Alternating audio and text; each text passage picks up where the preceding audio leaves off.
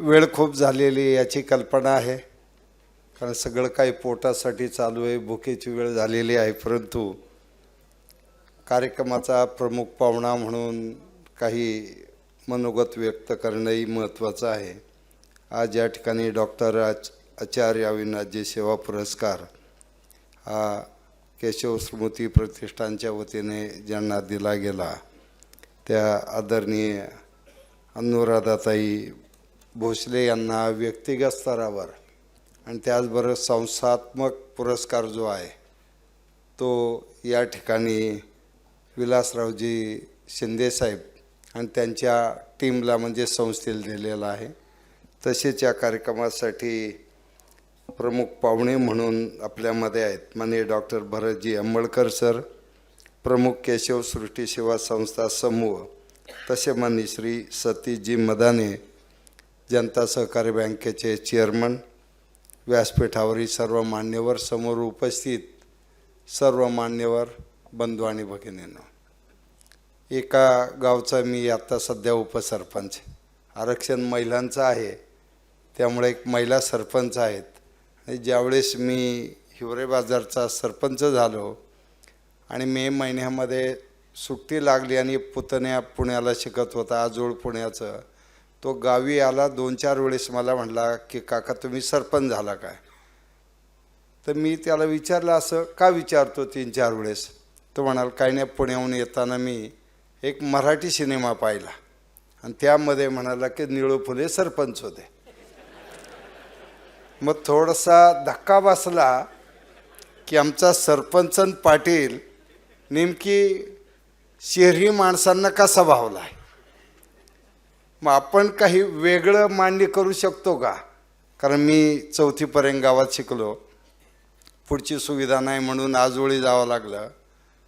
ते करता 7वी 8वी 9वी 10वी पास झालो.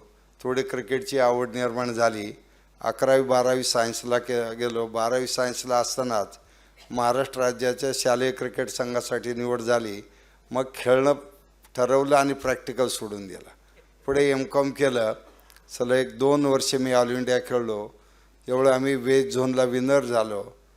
त्यावेळेस चेन्नईला मग प्रत्येक झोनमधून रनर विनर अशा 2 टीम म्हणजे 10 विद्यापीठं ऑल इंडियाला आलेले. आणि ऑल इंडिया खेळणारे म्हणजे सगळे एक तर रणजी ट्रॉफी प्लेयर किंवा टेस्ट नॉकिंग. शंतनू सुगवेकर त्यावेळेला आमचा कॅप्टन, सुनंदन लेले जो आता जगभर फिरतो भारतीय संघाबरोबर, तो 2 डाऊन बॅट्समन. हे सगळं करताना ते सोडून अपघाताने गावाकडे यावं लागलं होतं. कारण गावाकडे आलो त्यावेळेस गावाची अवस्था इतकी दयनीय होती. पाणी नाही, परंतु घराघरामध्ये दारू होती. आणि या प्रसंगात आईचा विरोध असतानाही मला गावामध्ये काही मुलांचा आणि महिलांच्या आग्रहामुळे यावं लागला. कारण 28,000 पंचायती आपल्या राज्यात आहेत.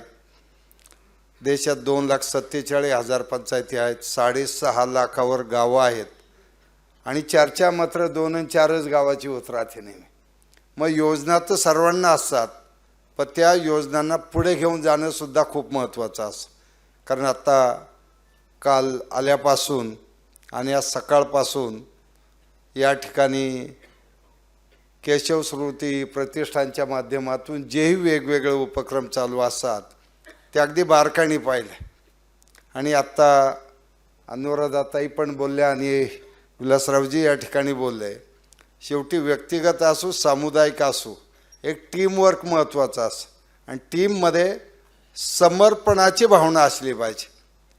मग ते व्यक्तिगत 10 शेतकऱ्यांनी एकत्र येऊन सह्याद्री प्रोड्युसर कंपनी करून जे यश मिळवलं, आज जगाच्या पाठीवरची पहिली शेतकऱ्यांची कंपनी, जगाच्या पाठीवरची, का जिचं नाव संपूर्ण जगामधली शेतकऱ्यांची स्वतःची कंपनी आहे. कारण M.Tech झाले होते. 95 पासून आम्ही मित्र. पुढेही जाता आलं असं, पण ते करताना आपण आपली एखादी NGO करावी. DPEPचा कार्यक्रम आला होता वर्षम प्रवण. त्यात मग पुणे जिल्ह्यात रांजणगाव, गणपती आणि परिसरात काही गावात काम करताना त्यांनी पाहिलं का जलसंधारच काम करू शकतोय, पण जे माझ्या शेतात पिकतं ते मात्र बाजारात मला नेता येत नाही.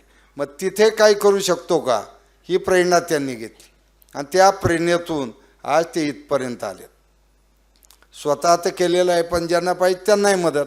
आता आमिर खान यांचं पाणी फाउंडेशन आहे, त्यासाठी सुद्धा त्यांनी पूर्ण की राज्यभर तुम्हाला जे करायचं त्यासाठी मी मदत करतो. अनुराधाताईंचं तेच होतं की बालमजुरांचा प्रश्न हातात घेऊन त्यांनी जे टीम तयार करून संघर्ष सुरू केला, तिथून त्या आज इथपर्यंत आल्या. तसंच आम्ही हिवरे बाजारमध्ये केलं. एवढ्या सहजही येता आलं नाही, म्हणजे दारू पिऊन शिव्या देणारे गावात होते.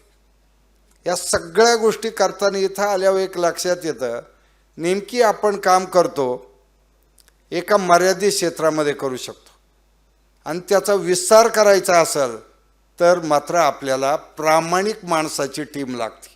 कारण एकदा नाव झालं आणि आपण विस्तार करायला गेलो आणि आपल्या टीममध्ये एखादी जरी चूक झाली तर ब्रेकिंग न्यूज देणारी माणसं टपून बसलेली असतात, सोडत नाही ते. आणि मग अशा प्रसंगात मग आपल्याला नेमकी पुढची दिशा कशी अशी.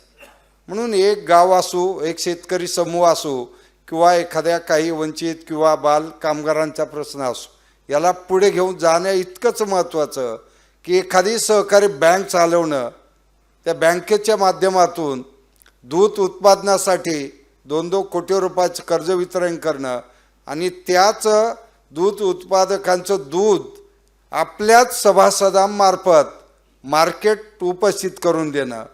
म्हणून एक बँक जनता सहकारी बँक का ज्या बँकेच्या माध्यमातून आदरणीय भरतजी आणि तिची आज सगळी टीम, आणि त्याचबरोबर जी प्रेरणा आहे आजच्या पुरस्काराची, आचार्यजींचं जे जीवन हे गायनिक डॉक्टर होते, त्यांचंही स्वतःचं विश्व अतिशय सुरक्षित होतं.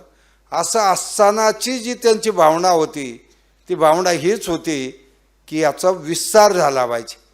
आणि त्या विस्ताराची प्रेरणा सुरुवातीपासूनच सानिध्यातला जो व्हायरस आला, तो व्हायरस आदरणीय भरतजींना आणि त्यांच्या टीमला आला. कारण 160वर लोकांची टीम तयार करणं, स्वतःचं कुटुंब व्यवसाय सांभाळून हे करणं आणि त्याला एवढं मोठं स्वरूप देणं, हे सुद्धा खूप महत्त्वाचं. खरं म्हणजे मलाही जर आलो नसतं तर खूप वाईट वाटलं असं. अनिलजी कुठं बसलेले आहेत? आता आम्ही बराच वेळा जळगावमध्ये बऱ्याच ठिकाणी आदर्श गावच्या माध्यमातून फिरलेलो आहोत. कृषी खात्यात आणि संपर्क सारखा पिच्छा होता, कारण हाच महिना झाला जवळजवळ 8000 किलोमीटर प्रवास झाला आहे माझा मागच्या आणि या महिन्यात. कारण गेल्या आठवड्यात मी IIT रुडकीत होतो का जिथं 80 जगाच्या 80 देशातील 540 प्रतिनिधी होते की 2050ची संभाव्य अन्नधान्य आणि पाणी टंचाईची दिशा कशी असावी. अनेक वेगवेगळे व्हाईस चान्सलर होते, नमामि गंगेचे महासंचालक होते, त्याबरोबर जलशक्ती मंत्रालयात सचिव होते, आणि ऑल इंडिया जी जागतिक स्तरावरची पाणी संघटना आहे तिचे प्रेसिडेंटसुद्धा डॉक्टर स्मिथ म्हणून त्या ठिकाणी उपस्थित होते. मग हे करत असताना तिथल्या चर्चा होतात आणि गावाकडे आलं की गावातल्या समस्या वेगळ्या असतात. बांधाचा वाद, कुटुंबातले वाद, खटखटी, म्हणजे अगदी दिवसभर मी गेलो तरी ओपीडी चालू अशी. पाठे आलो कळालं की नाही सरपंच आज उशिरा आलेले, सकाळी 6 वाजता 2 तरी दारात असतात. सगळ्यात अवघड ज्यावेळी मला स्वामी रामदेवजी बाबांनी 2 वेळा हरिद्वारला बोलवलं, ते म्हणाले की पोपटरावजी ऐसा करो, आप 100 करोड आपके ट्रस्ट को देते, तुम्ही 100 गाव देशात करून द्या. मी म्हणलं स्वामीजी एवढं सोपं असं तर राळगण सिद्धी, हिवरे बाजार, सह्याद्री प्रोड्यूस कंपनी किंवा अनुराधाताईंचे हे लोक विसरून गेले असे. सगळ्यात अवघड गाव आहे. आणि मी नेहमी म्हणतो आमदार आणि खासदार होणं माझ्याजवळ खूप सोपं आहे. आता मी कुठल्याही राजकारणात नाही, आपल्या सगळ्यांना माहिती. कारण मी एक ठरवलं, ज्यावेळेस हे करता करता 92-97 जिल्हा परिषदे निवडून आलो आणि जोरात 95ला खूप चांगली संधी आली. ती मला नंतरच्या बऱ्याच गोष्टी चर्चा नको त्यावर. एक ठरवलं का जो अनुभव आला आहे, कारण माझा आत्तापर्यंत जवळ 14 लाख किलोमीटर प्रवास झाला आहे. महिन्याला मी 2-3 तरी राज्यामध्ये जातो. सगळ्या IITत जायला मिळतं, IIMमध्ये जायला मिळतं, जे आपली मसुरीची IS अकादमी आहे. 95 पासून मी तिथं गेस्ट लेक्चर म्हणून जातो. किंवा NDC जे सीमावर्ती भागात आर्मीने कसं काम करावं, नॅशनल डिफेन्स कॉलेज जे दिल्लीला आहे, कर्नल ब्रिगेडियरचे टॉप लेवलचे ट्रेनिंग असतात आणि आत्तापर्यंत जवळ 60च्या आसपास आर्मी ऑफिसर हिवरे बाजारला येऊन गेलेले आहेत की जम्मू काश्मीरपासून तर अरुणाचलपर्यंत सीमावर्ती भागात पंचायत आणि लोकांबरोबर आर्मीने कसं काम करावं म्हणून या सगळ्या गोष्टी जे अनुभव येतात आणि आता आपण तर सगळे अमृतकाल सेलिब्रेट करून आलोत आणि आता 100ची तयारी चालू आहे. 15 ऑगस्ट 2047 राज्य शासनाने व्हिजन डॉक्युमेंटची चर्चा सुरू केली, केंद्राने चर्चा सुरू केली, त्या बऱ्याच प्रक्रियेमध्ये सहभाग घ्यायला मिळाला. मग ज्यावेळेस 2047ची चर्चा करतो त्यावरून एक लक्षात येतं की 75 जे आम्ही निसर्गाकडून घेतलं आहे ते 100 जर परत दिलं नाही तर भूतलावर आपलं अस्तित्व धोक्यामध्ये आहे. लक्षात आहे. कारण 15 ऑगस्ट 47ला 5000 क्युबिक मीटर पाणी डोक्यावरून घेऊन आली 15 ऑगस्टला जन्मलेली मुलं आणि काल अमृतकालात 1600 क्युबिक मीटरवर आलोत खाली. पुढच्या 25 वर्षात काय असं म्हणजे मागच्या 30-40 वर्षात गावच्या ओढ्याचं झरे करून पाणी पिणारे आपण लोक, गावातल्याच बांधावरचे डोंगरावरचे झाडाची फळं खाणारे आपण आज पाणी कुठेही सुरक्षित राहिलं नाही. कारण पाण्याचं प्रदूषण कारण वाढतं शहरीकरण, त्याचबरोबर मोठ्या प्रमाणात रासायनिक खतं औषधं आणि याचा वापर. आत्तामध्ये आपले नगरचेच आहेत आमचे नीलकंठ अवॉर्ड म्हणून प्रधान सचिव आहेत पंजाब गव्हर्नमेंटमध्ये. एक कार्यक्रम मध्यंतरी केला त्यांनी चंदीगडमध्ये की सॉईल हेल्थवर आपल्याला काय करता येईल. कारण खूप वेळा 10 ते 12 वेळा मी चंदीगडला गेलो असं आणि ज्यावेळेस पाहतो की आपण चंदीगडला गेलो की आपण कॅन्सर ट्रेन का तिकीट देतो आणि आपण सगळं ऐकतो की एक कॅन्सरची भटिंडा जाणारी ट्रेन चंदीगडमधून निघते का की मातीचं आरोग्य संपलेलं आहे. आणि दुसरी गोष्ट एवढी श्रीमंती आली की पहिला उडता पंजाब नावाचा सिनेमासुद्धा तिथे जन्माला आला आणि आमिरजींनी जो लालसिंग चड्डा सिनेमा नवीन आणला त्यावेळी त्यांचा एक 25 लोकात त्यांच्या घरी त्यांनी तो पहिलं प्रीमियर केला होता. आणि शेवटी मला ते म्हणले अरे पोपटरावजी आप थोडी भी बात नाही कर रहे. मग मी त्यांना कारण त्यांनी त्यात आर्मीची परंपरा अतिश्रीमंतीमुळं आलेले व्यसनं आणि दूषित रासायनिक खतं आणि तणनाशकामुळं घराघरात आलेला कॅन्सर याची खूप छान मांडणी केली. कारण शाळेमध्ये तो सिनेमा दाखवला पाहिजे. म्हणून या सगळ्या गोष्टी जर आपण पाहतो तर नेमकी उद्याच्या 25 वर्षात शेतीसमोरचं आपले आव्हानं का असेल. आता काल परवाच आम्ही 4 दिवस पाहिलं की आमच्या हिवरे बाजार आणि परिसरामध्ये जवळ 40 गायी अचानक मेल्या. म्हणजे एक दिवसात ती खायची बंद झाली, दुसऱ्या दिवशी बसली आणि तिसऱ्या दिवशी गेली. आणि मग काल मी आदरणीय मुख्यमंत्री महोदयांशी काल बोललो आणि तिथे साहेबांनी काल लगेच त्याला रिकावून तातडीने त्यावर ॲक्सेस प्रधान सचिव आहे पशुसंवर्धन रामास्वामी साहेबांशी बोलून निदानच नाही 8 दिवस झाले तपासण्या चालू आहे. काय तर नेमकी दूषित मातीमुळं घडलं आहे का दूषित पाण्यामुळं घडलं का जो आपण त्याला पशुखाद्य दिलं जातं त्यामध्ये काय प्रॉब्लेम आहे कुठलाही नाही. आणि जिल्हा परिषद शेष फंडातून फक्त 10,000 रुपये देते. मग 1.5 लाख रुपयाची गाय आणि दूध व्यवसायावरच पश्चिम महाराष्ट्रातला शेतकरी तरलेला आहे. आणि जर उद्या त्याची ही परिस्थिती झाली तर नेमकी काय होईल. म्हणजे आपलं आरोग्य मातीमुळं बिघडलं, दूषित मातीमुळं आपण डॉक्टरकडे ट्रीटमेंट घेतोय, पण जनावरांच्या बाबतीतसुद्धा आता नवी समस्या पुढे येत आहे. म्हणून या सगळ्या गोष्टी पाहिल्या तो उद्याच्या कालखंडात कारण शेवटी संकट आले की संधी असते काम करणाऱ्या कार्यकर्त्यांसाठी. जसं कोविड आला सगळे प्रयोग चालू होते त्यात खूप लोकांनी आपणही मोठ्या प्रमाणात कॉन्ट्रीब्यूट केलं का त्यावेळेस गरज होती लोकांना भीती दूर करून आधार देण्याची. आम्ही 2 वर्ष ऑफलाईन शाळा चालवली. 70 पॉझिटिव्ह केसेस होते, 18 व्हेंटिलेटरवर गेले होते. फोन करू रॅमडेसिवीर इंजेक्शन इकून तिकून मिळवलं. पण एक लक्षात आलं की आपण कुठपर्यंत करू शकतो.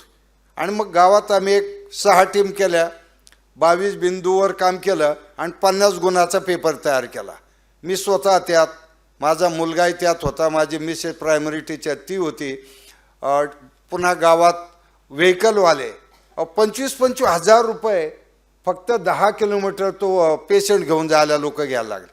मग आम्ही फक्त 500 रुपयामध्ये आणि जोडलं 15 एप्रिल ते 30 एप्रिल शून्यावर आणलं आम्ही. आणि शून्यावर आणल्यावर की प्रेसवाल्यांशी बोलून की हिवरे बाजार कोरोनामुक्त झाला.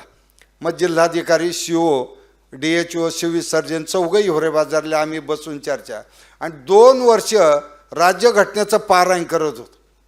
मी वाचायचो आणि सगळे ज्येष्ठ आणि गावातली माणसं समोर बसलेले असं म्हणजे गावातलं वातावरणच आम्ही भीतीचं जे होतं ते काढून टाकलं. आणि 600 मजूर आमच्या शेतात बाहेरगावचे काम करत होते त्यावेळेस, त्यांचा किराणा त्यांच्या शेडवर. म्हणून सांगायचं तात्पर्य एक आहे की कोरोनासारखं उद्या आणखी काही संकट येईल अशा कालखंडात आधार वाटावा अशी माणसं असली पाहिजे. कारण एक काळी आमच्या घरामध्ये गावाच्या चावडीमध्ये आधार देणारी माणसं होती, त्यामुळे आमच्या माता भगिनी 100% सुरक्षित होत्या. आज ज्या घरात मुलगी जन्माला येईल सगळ्यात आज सुरक्षित आई वडील त्यांची येतात. म्हणजे या गोष्टी का घडतात? इतका समाज एकदम तो सर्वांना बरोबर घेऊन चालणारा तो स्वतः व्यक्तिकेंद्रित काच झाला. मग या सगळ्यात आमच्या गावात रात्री 2 वाजता जरी मुलगी किंवा महिला बाहेर पडली तरी भीती नाही. कारण सगळ्या ज्या आम्ही 10वीपर्यंत 4थी शाळा होत्या 10वीपर्यंत मोबाईल वापरू देत नाही आम्ही. 10वीपर्यंत मोबाईल नाही. नगरला जे आमच्याकडे आता नवीन SP आले सोमनाथ घारगे साहेब आल्याबरोबर त्या रायगडवरून नगरला आले. आम्ही चर्चा केली. त्यांनी फक्त शाळा आणि महाविद्यालयाचा अभ्यास केला, पाण्याच्या टपऱ्यांचा. एकटा नगर जिल्हा दर महिन्याला 9 कोटी रुपयाचा गुटखा खातो आणि 4 कोटीचा उरलेला बाहेर शेजारच्यांना निर्यात करतो शेजार जिल्ह्यांना. मग एकटा जिल्हा 13 कोटीचा. आणि पुढे जाऊन त्यांनी सांगितलं याचा लाभार्थी वर्ग जो मेजॉरिटीचा आहे तो इयत्ता 4थी ते इयत्ता 10वीपर्यंतचे मुलं आहेत. मग ज्यांच्या हातामध्ये उद्याचं स्वप्न आहे आईवडिलांचं, गावाचं देशाचं भवितव्य आहे, ही मुलं जर इतक्या वेगाने व्यसनाधीन होणार असेल तर कुठल्या प्रकारचे संस्कार आणि श्रीमंतीची किंवा याची आपण चर्चा करू. कारण आज इतके तणाव आहेत, काही बाजारात विकायला विकत नाही आणि मग काही नाही ट्रेस आला की लगेच माणूस व्यसनाकडे जायला लागला. आणि जयंत्या, पुण्यतिथ्या, वाढदिवस, निवडणुका सगळी प्रक्रिया पाहिली तर ही तरुणाई पुढच्या 10 वर्षात काय कराल आणि कोणाची हिंमत नाही गावात थांबवायची. म्हणजे 2 वर्ष वयाच्या मुलाच्या वाढदिवसात जर 6 लाख रुपयाची दारू वाटली जात असेल तर नेमकी सेलिब्रेशन कसं आहे? पण आम्ही गावात एकही पाना टपरी नाही, हॉटेल नाही, एकही पुतळा नाही आणि राष्ट्रपुरुषांची कुठलीही जयंती पुण्यतिथी आम्ही साजरी करत नाही. कारण या राष्ट्रपुरुषांनी त्यांचं आयुष्य समाज आणि राष्ट्रासाठी समर्पित केलं. आणि आज डीजेचा तालाव नाचणारी तरुणाई आपण जर पाहिलं तर काय परिस्थिती आहे याची. आणि म्हणून असं वाटतं मी दरवर्षी 8 ते 10 हजार मुलांमध्ये जातो, शाळा, महाविद्यालय, कॉलेज. का त्यातली 4 मुलं जरी पुढे आली तर खूप मोठं काहीतरी होऊ शकतं. म्हणून या गोष्टी ज्या आहेत पाण्याच्या बाबतीत, या बाबतीत म्हणजे खूप मोठं चॅलेंज आपल्या सर्वांच्या समोर आहे. पण म्हणून फार घाबरून जायचा असा विषय नाही. जरी आपण म्हणतो शेवटी संभवामी योगे योगे, शेवटी निगेटिव्हिटी वरती गेली की पॉझिटिव्हिटी येते. आता मी एक उपक्रम केला यावर्षी, 1 वृक्ष आईसाठी 1 वृक्ष देशासाठी. जगद्गुरु तुकोबरायांना जाऊन 375 वर्ष झाले. 375 वर्षापूर्वी त्यांनी सांगितलं, कोण आम्हापुसे शेनोलं भागलो तुझं विना उपजे पांडुरंगा, कोणापाशी आम्ही सांगावी सुख दुःख, कोण तहान आणि भूक निवारीला. 375 वर्षापूर्वी जे सांगितलं ती समस्या आज आहे. माऊली ज्ञानदेवानी सांगितलं, अवघाचा संसार सुखाचा करील, आनंद भरेल तिन्ही लोकी, जाईल गे माई तया पंढरपुरा भेटेल आपल्या माहेर. माहेरचा आनंद. आणि सावता महाराज आणखी पुढे गेले, कांदामुळा भाजी अवघी विठाई माझी, विहीर नाडा मोठ दोरी अवघी व्यापली पंढरी, आणि लसूण मिरची कोथंबिरी अवघा झाला माझार.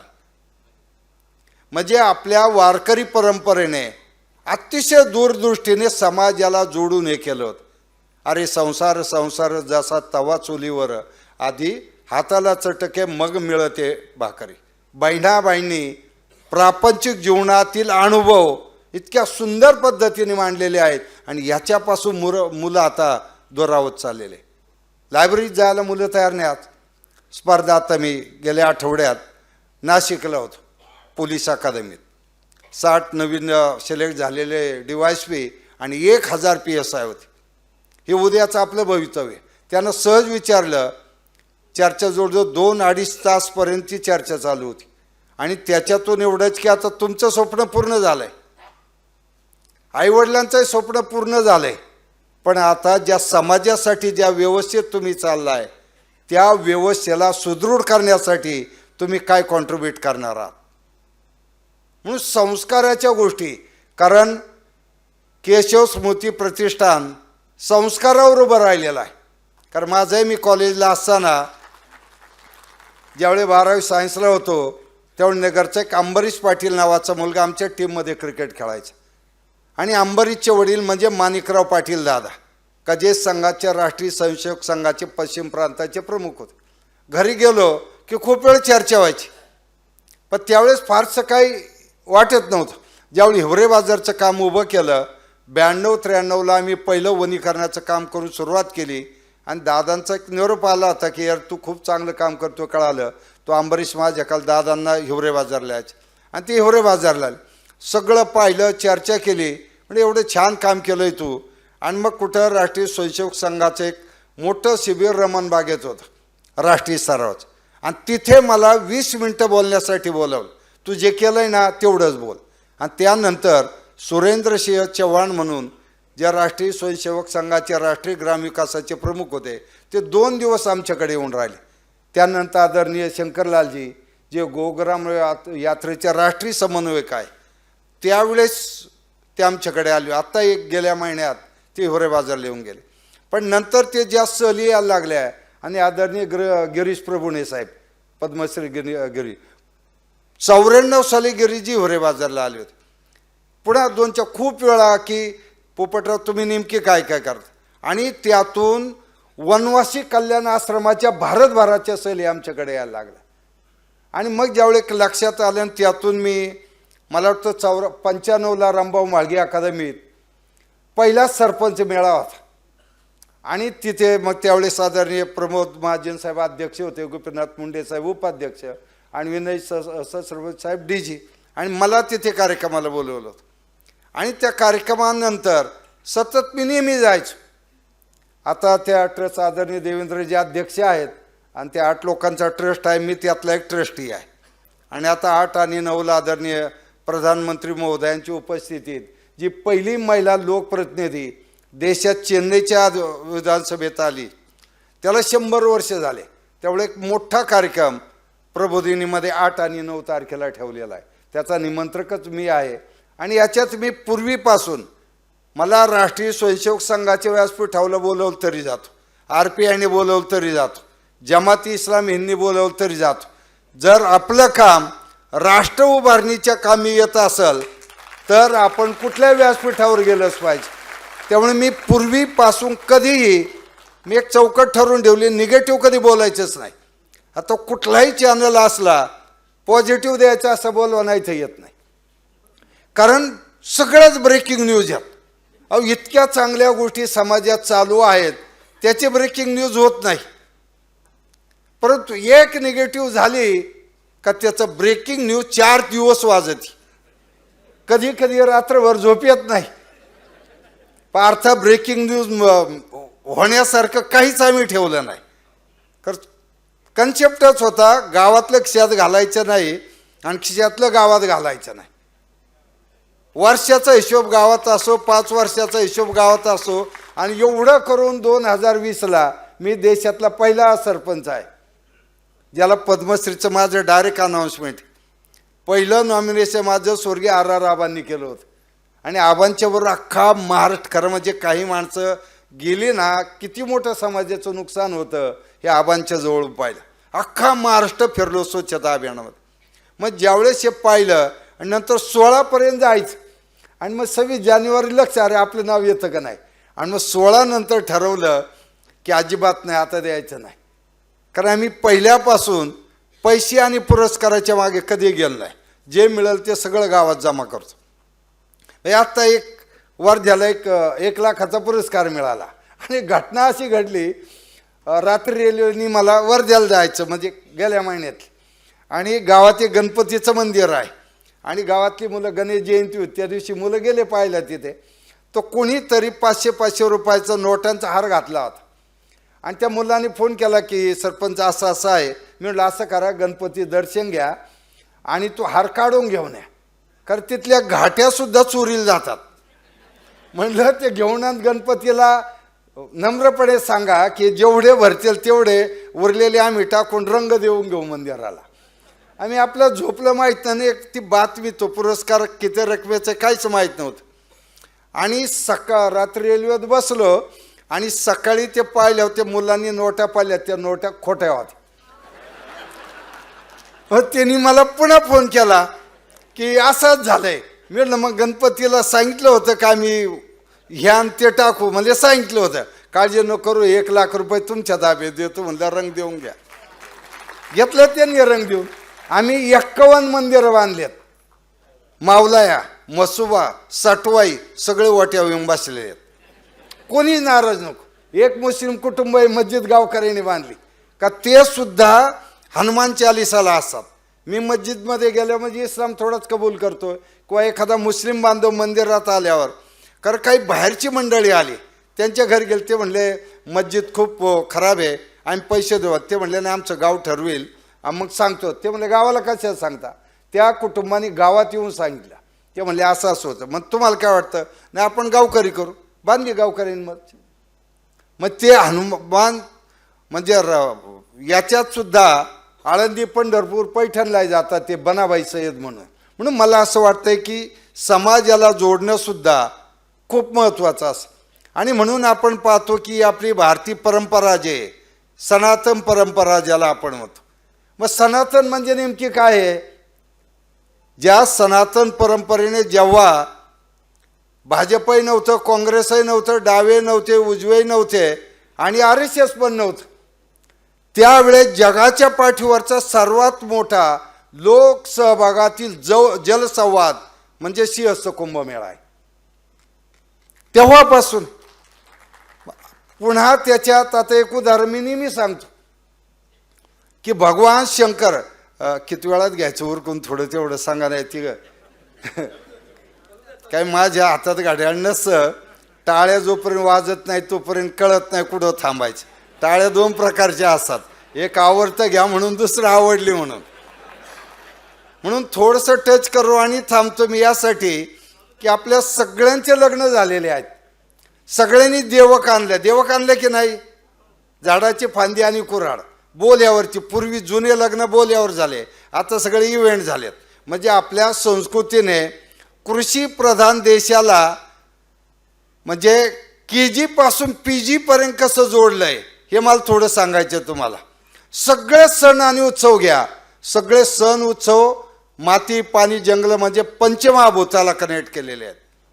बोल्यावरती लग्न व्हायचं म्हणजे काय, कुंभाराची गाडगे, मातीच्या विटा, आंब्याचं तोरण, शेतीच्या 3 अवजाराची दांडी बाजूला काढायची, 3 बाजूने ठेवायची, देशी गायचा साडा, सुकल्यावर नवी सतरंजी. बरोबर 12:28ला मुहूर्ताला लग्न सुरू व्हायचं. आणि मग सगळ्या नद्या बोलावून घेतल्या जातात. सरस्वती नावाची नदी 3,500 वर्षापूर्वी अंडरग्राऊंड झालेली. त्याच्यावर चालले राजस्थान, गुजरात संशोधन वेगळं काय होईल ते. ती एकदा माना नावाच्या गावात दिसते. केदारनाथ आणि बद्रीनाथला आपण गेला असाल तर मला अख्ख्या भारतातल्या सगळ्या नद्यांची यात्रा करण्याची संधी मिळाली. मानस सरोवरात आंघोळ करायची संधी मिळाली. ज्यावेळी मला विजय भटकर सरांचा फोन आला की पोपटराव, नाशिकचा सिंहस्थ कुंभमेळा 16चा एक मराठवाड्यात मोठा दुष्काळ आहे आणि मुख्यमंत्री महोदयांची एक विनंती आहे, एक वेगळ्या क्षेत्रातील 8 लोकांना मानस सरोवरचं पाणी आणायला पाठवायचं आणि तुम्ही यावं असं मुख्यमंत्र्यांना वाटतं. अरे मी मनात इतका आनंद झाला, कारण गेली 30 वर्ष भगीरथाचं गंगा अवतरण ही कथा मी प्रत्येक भाषणामध्ये बोलतोच. आज नाही, पहिला भगीरथ हा पहिला इंजिनियर आहे ज्याने पहिला पाणलोट केलेला आहे. मग त्याची प्रेरणा घेऊन IIT रुडकीची स्थापना ब्रिटिशांनी, कारण आपल्या देशातली पहिली IIT म्हणजे रुडकी आहे, त्याची स्थापना ब्रिटिशांनी भगीरथाची प्रेरणा होती. आणि भगवान शंकर वैतागल्यावर कैलासला का जाऊन बसतात. हे बारकानी सगर राजाच्या काळात पडलेला मोठा दुष्काळ सगळे प्रयत्न करूनही अन्न आणि पाणी समस्या सुटली नाही. त्यांनी शिलालेख करून ठेवला आणि राजीनामा दिला का जो कोणी भविष्यकाळात या गादीचा वारसदार येईल आणि तो स्वर्गाची गंगा भूलोकी आणील, त्याच्या पूर्वजांचा उद्धार होऊन भावी पिढीला पुण्य मिळालं. 450 वर्षानंतर भगीरथ राजा दुलीप ही मोठी परंपरामध्ये. मग भगीरथाला कळत आली, शिलालेख पाहिला आणि तो म्हणला आता माझे पूर्वज दुःखी आहेत. मग हिमालयाची वाट धरली, प्रचंड तप केला. कपिल मुनी मिळाले. कपिल मुनीने सांगितले इथं पाणी आहे, पण त्यासाठी तुला गंगेची आराधना करावं. मग गंगेकडं. मग गंगा प्रसन्न झाली. गंगा म्हणाली मला खूप आनंद वाटेल तुझा प्रदेशात यायला, पण माझा प्रवाह एवढा मोठा आहे का जे काय राहिले सगळं समुद्रात जाईल. मग दुःखच पुढा. त्यासाठी मग काय केलं बाय, मग तू कैलासला जा आणि भगवान शिवाची आराधना कर, त्यांना प्रसन्न कर आणि त्यांना विनंती कर की कपिल मुनींनी स्रोत सांगितलाय ती गंगा यायला तयार आहे, पण तुमच्या जटेमध्ये तिला सामावून घ्या आणि जेवढं पाहिजे तेवढंच कंट्रोल करून सोडा. ही त्यावेळेची पौराणिक कथा तुम्हाला ब्राह्मणाकडे वाचायला मिळते बरं काय, तुम्ही आवर्जून वाचा ती. आणि आजचं तंत्रज्ञान जोडलं तर काय दिसल, भगीरथ त्यावेळेचा भारत सरकारचा जलसंपदा विभागाचा मंत्री म्हणू आपण, किंवा महासंचालक म्हणू, किंवा राज्याचं गिरीश भाऊचंच खातं त्यांच्याकडे होतं. कपिल मुनी कोण होते? कपिल मुनी त्यावेळेचे भारत सरकारचे GLDAचे डायरेक्टर जनरल होते. किंवा CR पाटील साहेब आपलेच आहे जळगावचे, आता ते गुजरातला आहेत, ते आता जलशक्ती मंत्री आहेत, ते असू शकतील. आणि शिवानी जटेमध्ये गंगेला सामावून घेतलं. शिव जे देहरादूनमध्ये राष्ट्रीय वन अकादमी, जेवढे IFS होतात भारतीय वन सेवेत सिलेक्ट, आता 35ची बॅच झाली, मध्यंतर 3 महिन्यापूर्वी गेलो होतो.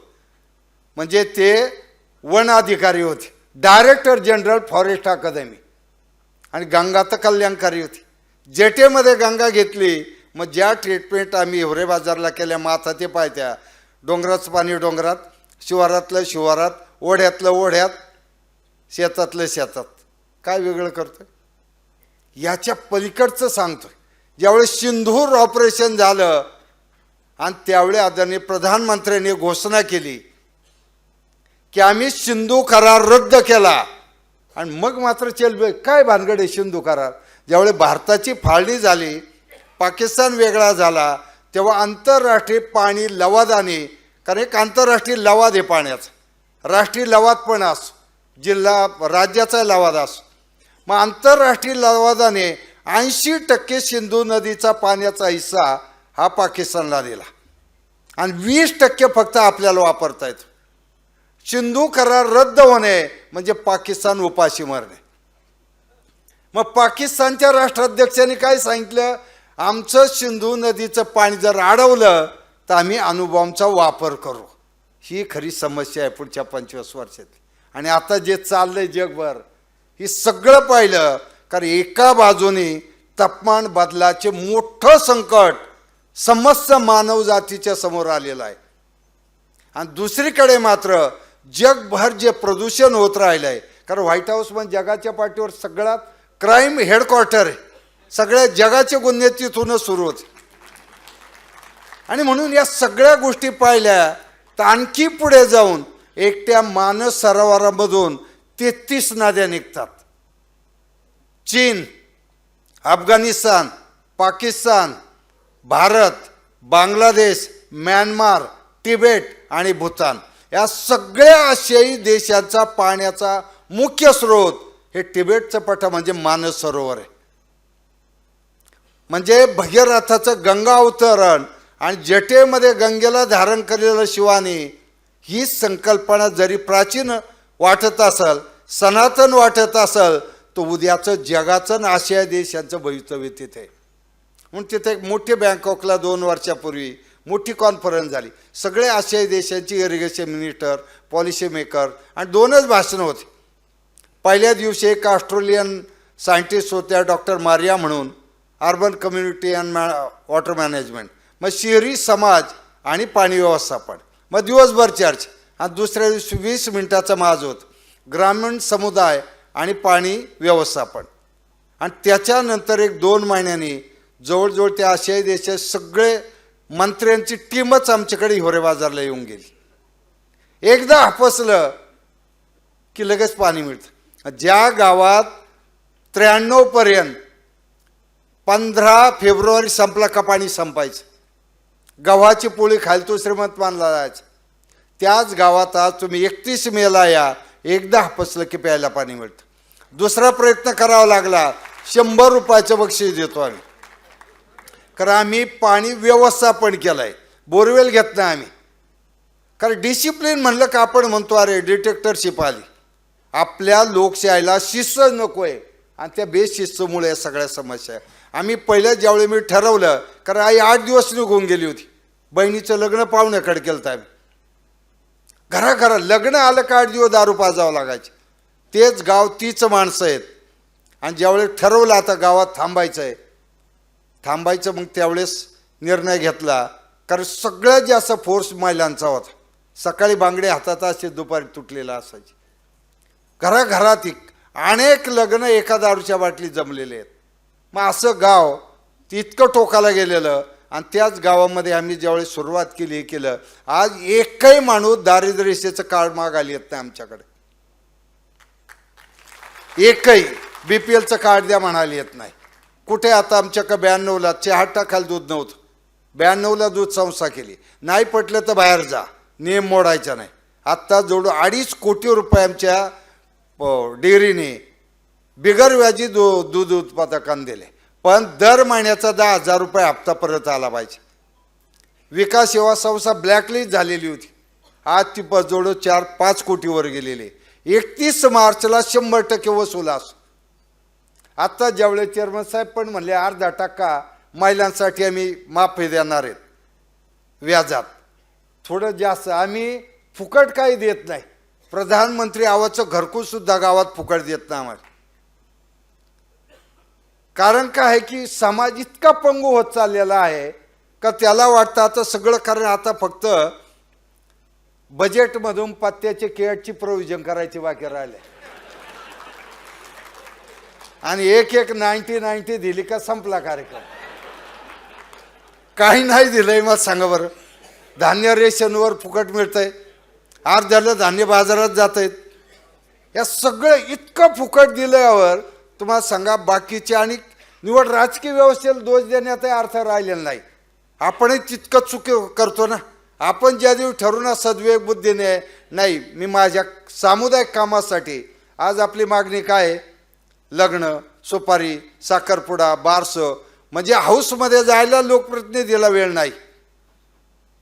शेवटी मतपेटी जोपर्यंत दुरुस्त होत नाही ना, तोपर्यंत या पुढच्या समस्या सुटू शकणार. आणि शेवटी राजकीय इच्छाशक्ती असल्याशिवाय एक चळवळ होऊ शकत नाही. कारण मोठे फंड्स, मोठी यंत्रणा ही फक्त राजकीय व्यवस्था म्हणजे सरकारमध्ये असते. विलासजींनी एक नाशिकमध्ये एक मोठं युनिट उभं केलं, लाभार्थी सगळे शेतकरी सुरक्षित झाले. ताईंनी ज्या मुलांना कुठेही बालमजूर त्यांसाठी केलं, मी एक हिवरे बाजार केला. पण मी म्हटलं 100 गाव करायचे होऊ शकतात का, तेवढं मनुष्यबळ लागतं. म्हणून मनुष्यबळ कोणाकडे, मनुष्यबळ देशाकडे, लोकप्रतिनिधी. आणि महाराष्ट्र असं राज्य, आज किती कोणी बाकी बोलू, माझं एक राज्य 5-6 वेळा झालं अगदी सगळीकडे, सगळ्या राज्यभर झालं की महाराष्ट्राचे प्रयोग हे देशभर जातात. आपल्याच सिन्नरचा आहे नाशिकचा मुलगा, निवृत्ती आव्हाड, UPSC करता असं ज्ञान प्रबोधिनी काय मिळायचं. आता तो धौलपूर जिल्ह्याचा CEO आहे, कुठला, राजस्थानचा. आणि त्यावेळी आलं, तिथं गेल्यावर त्यांनी 54 कोटी रुपये CSR गोळा केला, आणि 80 शाळांमध्ये इतकी उत्तम लायब्ररी केली. आणि मध्ये मला फोन आला की पोपटराव तुमची शाळा आणि लायब्ररी पाहिली, आणि मी आता माझ्या जिल्ह्यात केलं, तुम्ही कधी वेळ देता या. आपलेच प्रयोग आहेत. नाशिकचंच उदाहरण आहे, कदम साहेब जे आता कांगडा कमिशनर आहेत, तर इतकं सुंदर काम करतात एक आज अभिजित पठारे नावाचा नगरचा मुलगा आहे, छत्तीसगडमध्ये रायगड जिल्हा आहे, तिथला शिव आहे. त्याने एक 25 सरपंच 25 ग्रामसेवक सगळी टीम घेऊन आमच्याकडे आली. म्हणजे रोज सध्या आता मागे प्रबोधिनी आणि आम्ही छत्तीसगड गव्हर्नमेंटचे आता खूप सगळे जिल्हा परिषदेचे पदाधिकारी येतात. म्हणून मी सांगण्याचा उद्देश आहे की आपले प्रयोग देशभर चाललेत. मग प्रधानमंत्री ग्राम सडक योजना, मुंबई पुणे एक्सप्रेस हायवे, आदरणीय नितीनजींनी केलेलं काम, महाराष्ट्राची रोजगार हमी योजना, राष्ट्रीय रोजगार हमी योजना झाली, महाराष्ट्राचं फलोद्यान राष्ट्रीय फलोद्यान झालं, महाराष्ट्राची जलयुक्त शिवार, प्रधानमंत्री सिंचाई योजना भारत सरकार झाली. म्हणजे आपले प्रयोग अतिशय अफलातून आहेत. मग ते लोकप्रतिनिधींनी केलेले आहेत, अधिकाऱ्यांनी केलेले आहेत, संस्थांनी केलेले आहेत, काय बँकांनी केलेले आहेत. अतिशय चांगली मुवमेंट त्यातून होती. म्हणून मला असं वाटतं आता घेऊ आवडतं नाही का. असं 1 तास बोललं तर प्रवचन होतं, 2 तास बोललं तर कीर्तन होतं, 3 तास बोललं तर सिनेमा होतं, 3 तासा पुढे गेलो तो तमाशा होऊन बस. म्हणून आता उरलेला कार्यक्रम आपण नंतर करू, कारण आज आपल्याला सगळ्यात महत्त्वाचं या 3 दिशेने जायचं होतं. फक्त एक विनंती आपल्या सर्वांना राहील की आपण उद्याच्या भविष्य काळात ज्या पद्धतीने 3 प्रयोग या ठिकाणी आहेत याची एक चांगली मुवमेंट करणं गरजेचं आहे. म्हणून सर मी आपल्याला विनंती करतो की राज्याच्या आदर्श गाव योजनेसाठी केशव स्मृती प्रतिष्ठानच्या वतीने अनिलजी जमल ना, काही गावं दत्तक घ्या तुम्ही. 1 नाही 2-3 घ्या ना. आमच्याकडं आदर्श गाव योजनेला पैसे कमी पडत नाही. म्हणजे एकमेव योजना अशी आहे, मी 2008 साली त्या योजनेचा अध्यक्ष झालो. आदरणीय अण्णांनी राजीनामा दिला, नामदार बाळासाहेब थोरातांचा फोन आला की विलासरावजी बोलणार आहे CM साहेब, आणि ते मला म्हणले पोपटराव उद्या मुंबईला या, तुम्हाला राज्याची जबाबदार द्यायची. तेव्हापासून पुन्हा मग 14ला बदल झाला. आदरणीय देवेंद्रजींनी फोन करून सांगितलं की आता याला आपण पुढं कसं घेऊन जाऊ शकतो पहा. आणि मग जलयुक्त शिवारची सुरुवातच हिवरे बाजारमधून केली. शेवटी आपलं जे अनुभव आहेत ते वाटाने बजेटची अजिबात अडचण येत नाही. मानमुडी एक छान गाव झालं आहे आपलं, पण त्याच्या पलीकडे जळगावमध्ये मानमुडी एक सुंदर गाव केलेलं आहे. गाडेगाव पण एक छान आहे. आहेत का गाडेगाव? आपणच होतो. तर मग आता किती गाव देता मला आज सांगा, म्हणजे मला थांबायला. आणि तिथं प्रयोग आपण माझे अनुभव, विलासरावजींचे अनुभव आणि अनुराधाताईंचे अनुभव तिथं आपण रेप्लिकेट करू. कारण किती काळ आमच्याकडे यायचं, आम्ही जाम होऊन गेलो. तर आपण असे नवीन नवीन प्रयोग करत राहू आणि तोच एक उद्देश घेऊन मी फिरत असो. आपले अनुभव वाटत राहिले ना, एक चांगली शेवटी आशावादी दिवाज आपल्याला तेवढ ठेवणं खूप गरजेचं आहे. कारण आता मार्केटिंगसाठी आता विलासरावजींची मदत घेणार आहेत आम्ही. कारण आता एवढं पाणी आलं, सगळं आलं, मार्केटमध्ये गेलं आणि मार्केटमध्ये फसलं की लोक म्हणते काय सरपंचाचा उपयोग आहे. नशीब मागच्या निवडणुकीत मला निवडून दिलं. 25 वर्षानंतर पद्मश्रीची घोषणा झाली आणि नेहमीप्रमाणे 4 फॉर्म भरायचे काढून घेतील, नाही भरला, निवडणूक झाली. इतके उत्तर द्यावं लागले भारतभरातील, म्हणजे BBC सहित चॅनल हिवरे बाजार, अरे इतना बढ़िया काम किया फिर इलेक्शन क्यों होगा. आता काय उत्तर द्या. एवढंच सांगितलं, ज्या हाताने गाव उभं केलंय ते हात सांभाळायला सक्षम आहेत का नाही हे निकालानंतर सांगतो. पण आनंद मी या दृष्टीने सांगतो, एकही मीडियानी निगेटिव्ह बातमी कुठे छापली नाही, एकही नाही. आणि गेल्या 25 वर्षात हिवरे बाजारची एकही जाहिरात कुठल्याही पेपरला नाही. शेवटी हिवरे बाजार मी पुढं होतो, पण 10,000 ट्रॅक्टर श्रमदान करणारे गावकरी होते, शिस्त पाळणारे गावकरी होते, रकाने छापणारे पत्रकार होते, अधिकारी पळत होते. मग सगळे अधिकारी हिवरे बाजार म्हणलं की लगेच यायचे. आणि म्हणून हे आहे की शेवटी टीमवर्क असं, आणि म्हणून एखादं काम दिसतं आणि टिकतं, ते टिकून ठेवायचं दिवसाचं सांगता येत आहे. पण बहिणाबाईंचा तवा किती तापलेला असो ते आम्हालाच माहिती. म्हणून मी पुन्हा एकदा आपल्याला विनंती करतो की आपण काही गावं करू आणि तुम्हाला जेव्हा बोलावतो आणि तेव्हा आपण गावातच मुक्काम करू. तिथं आणि नवीन काहीतरी आणखीन देण्याचा प्रयत्न करू एवढंच या प्रसंगी बोलतो. मला तुम्ही फोर्स करून अनिलराव बोलवलं, मला खूप आनंद वाटला, कारण एवढा मोठा ऑडियन्स संस्काराशिवाय बसू शकत नाही. आणि शेवटी संस्कार असेल तरच परिवर्तन येणार हे लक्षात ठेवा. 1,00,000 माणसाची गरज नाही, 10 संस्कारित माणसं तयार करू शकलो ना आपण, 1,00,000च्या पलीकडे आपण देशाला सुरक्षित करू शकतो. म्हणून पुन्हा एकदा आपल्या सर्वांना मनापासून धन्यवाद देतो आणि मी माझे 2 शब्द संपवतो. जय हिंद, जय महाराष्ट्र.